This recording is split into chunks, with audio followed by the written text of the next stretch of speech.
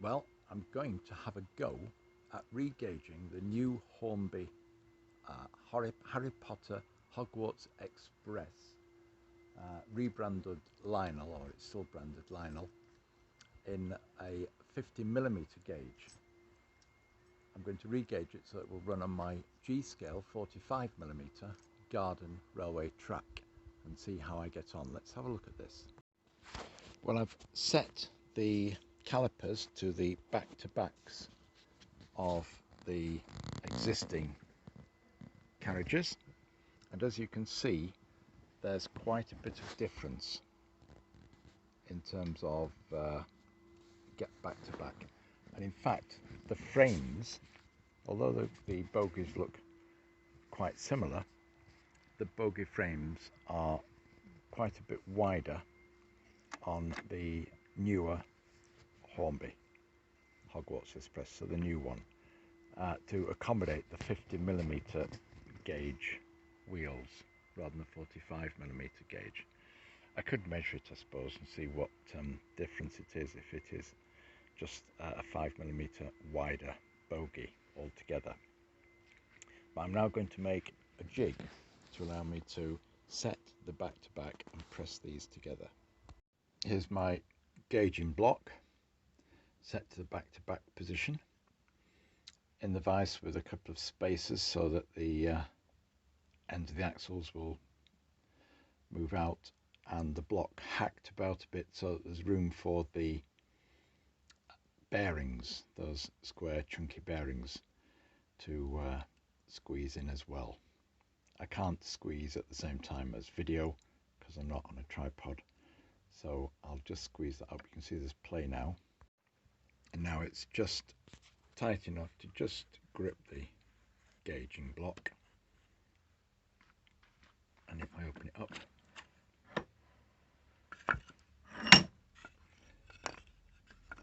see that the axle has come through on one side more than the other. It's not come through evenly, so one was slightly less tight than the other, and I'm going to take that extra axle off, hacksaw it off. I've taken, with the junior hacksaw, plastic from the back of the wheel and from this, because I want as much free side-to-side play as possible, so I'll get around my track. I've been sawing with these things in the middle of the axle because I don't want to rough up the axle at the bearing point, because it doesn't need lubrication. These are very free moving on the steel, the plastic, but I don't want the steel axle to be rough and therefore wear the plastic.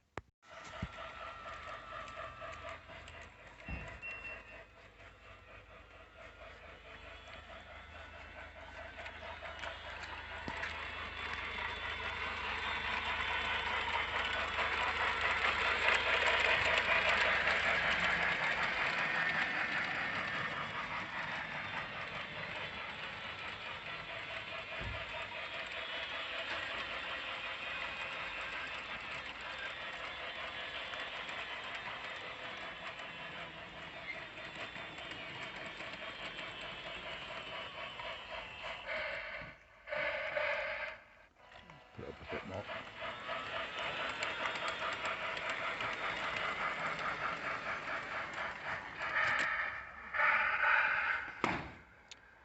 So a quickly improvised bit of green tie wire because of the different couplings, but there's a regauged Hornby or new Lionel coach running on 45mm track.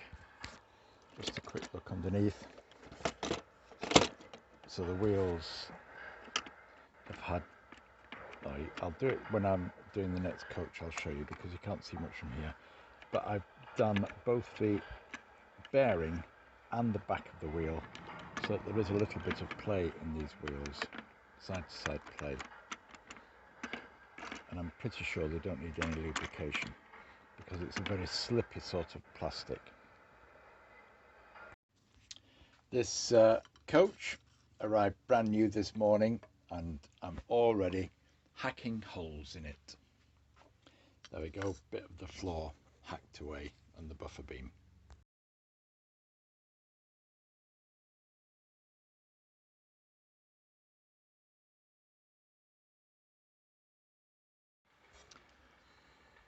Well, I've sawn the buffer beam off the, what I call the last carriage of the Hornby new Lionel and the old Lionel to transfer the hook and loop couplings. You'll see no coupling on the back there. I've not bothered to put one. Hook and loop coupling there and a hook and loop coupling here, but this is the old Lionel which did have that funny knuckle coupler. So it's got the knuckle coupler on the front, hook and loop on the back.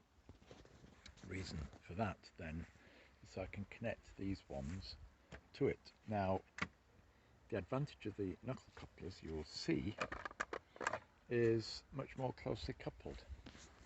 These hook and loops do leave it rather a big gap. I know it's only a toy, so there's pluses and minuses for everything, aren't there? Can't have everything, can we?